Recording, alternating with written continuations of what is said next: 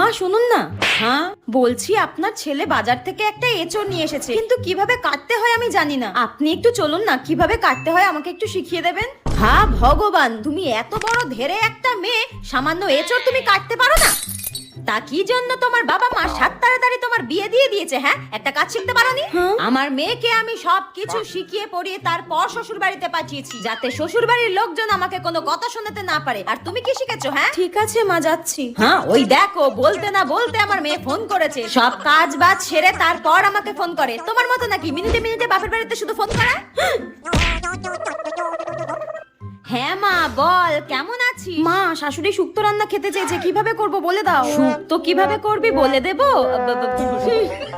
ঠিক আছে, তুই এখন রাখ, আমি তোকে পরে বলে দিচ্ছি। ওই কেমন আছি জিজ্ঞাসা করছিল। শুনুন মা, আমি সবই শুনতে পেয়েছি, আপনাকে আর ঢং করতে হবে না।